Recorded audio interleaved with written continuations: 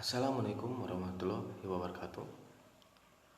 Pada pembahasan kali ini, saya akan membahas mengenai paragraf dengan dosen pengampu Bapak Asnawi SPD MPD dengan mata kuliah Bahasa Indonesia.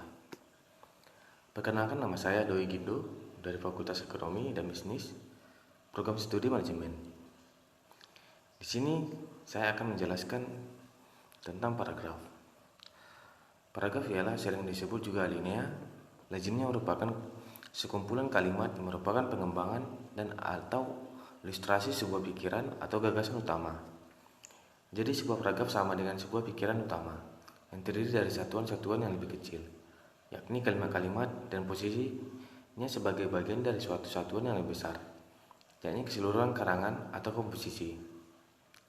Sejumlah paragraf yang satu dan yang lainnya saling berhubungan erat secara struktural dan organis, yang di dalamnya digambarkan tahapan-tahapan perkembangan pikiran akan membentuk sebuah komposisi atau karangan yang utuh, yaitu kata, frase, kalimat, paragraf, karya ilmiah. Selanjutnya, hakikat paragraf. Segala jenis tulisan tidak lepas dari adanya paragraf. Paragraf adalah gabungan dari beberapa kalimat yang sering berhubungan dan memiliki keterkaitan antara kalimat satu dengan kalimat lainnya. Paragraf dibatasi sebagai himpunan kalimat-kalimat yang bertalia dan suatu rangkaian untuk membentuk sebuah gagasan. Paragraf merupakan suatu piranti untuk berkomunikasi secara tertulis, yakni komunikasi antara penulis dengan pembaca. Seorang penulis menyatakan gagasan atau pikirannya dalam tulisan, sehingga seorang pembaca dapat mengerti ide sedikit demi sedikit hingga keseluruhan kalimat dalam paragraf. Di bidang bentuk, pada umumnya paragraf terdiri dari sejumlah kalimat.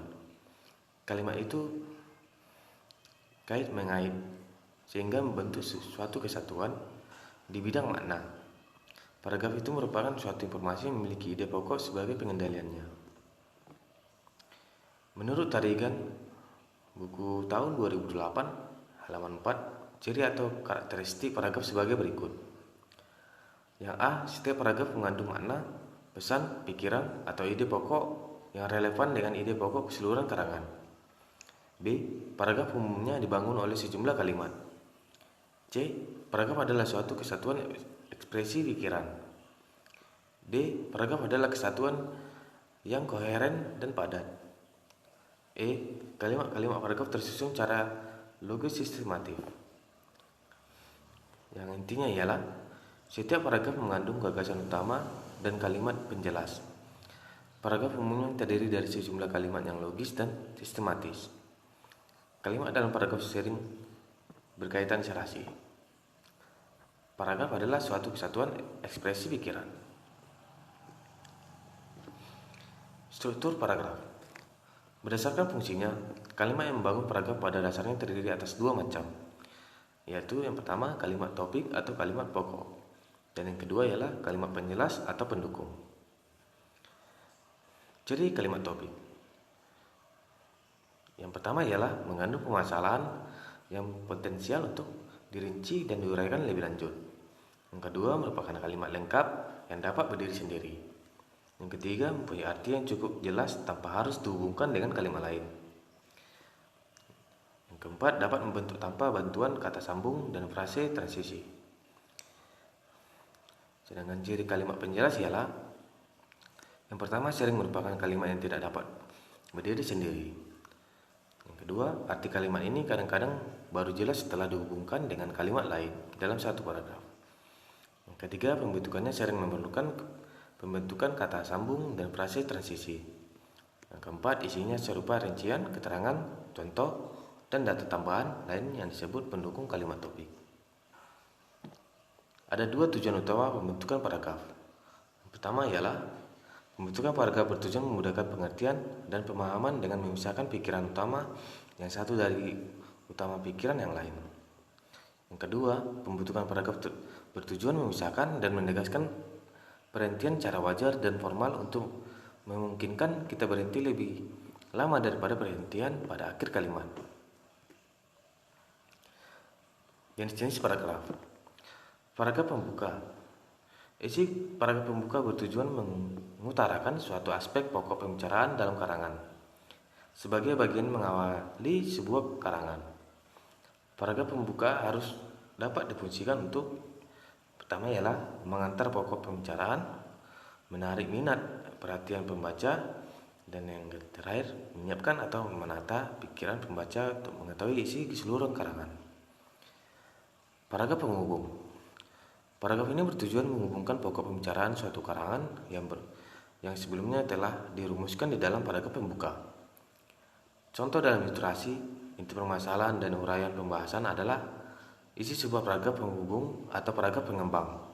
Oleh karena itu, antara paragraf yang satu dan paragraf lainnya harus saling berhubungan dengan logis. Paragraf penutup.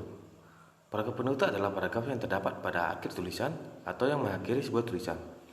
Biasanya paragraf penutup berisi kesimpulan dari sebuah pembahasan yang telah dipaparkan pada paragraf penghubung. Paragraf ini sering berisi penegasan atau pernyataan kembali tentang masalah-masalah yang diuraikan pada paragraf penghubung agar maksud penulis menjadi lebih jelas jika ada hal-hal yang dianggap sangat penting. Pertama, kesatuan. Dengan kata lain, sebuah paragraf dikatakan memiliki kesatuan apabila kalimat-kalimat dalam paragraf tersebut saling berkaitan mendukung satu ide pokok.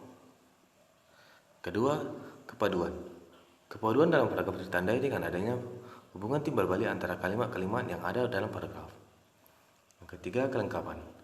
Kelengkapan sebuah paragraf ditandai dengan hadirnya kalimat-kalimat penjelas yang cukup untuk menunjang kejelasan kalimat topik. Yang keempat, keruntutan. Keruntutan di mana informasi atau ide yang disampaikan diuraikan secara runtut, tidak melompat-lompat. Yang kelima, konsistensi. Sebuah paragraf lebih baik hanya menggunakan satu saja sudut pandang agar bisa terfokus dalam sebuah paragraf maupun karangan. Contoh, sampah yang tidak dibuang setiap hari sebenarnya dapat digolongkan menjadi dua macam, yaitu sampah organik dan sampah anorganik.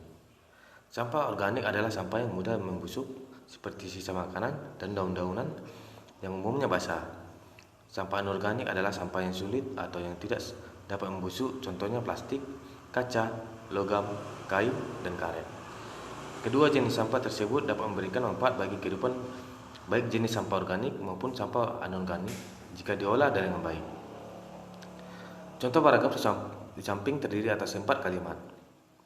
Setelah membaca keseluruhan paragraf tersebut, terasa bahwa semua kalimat membicara satu ide atau satu gagasan, yaitu sampah organik dan anorganik. Ide tersebut diungkapkan melalui 4 kalimat. Ide tersebut lebih luas jika dibandingkan dengan ide yang ada dalam sebuah kalimat.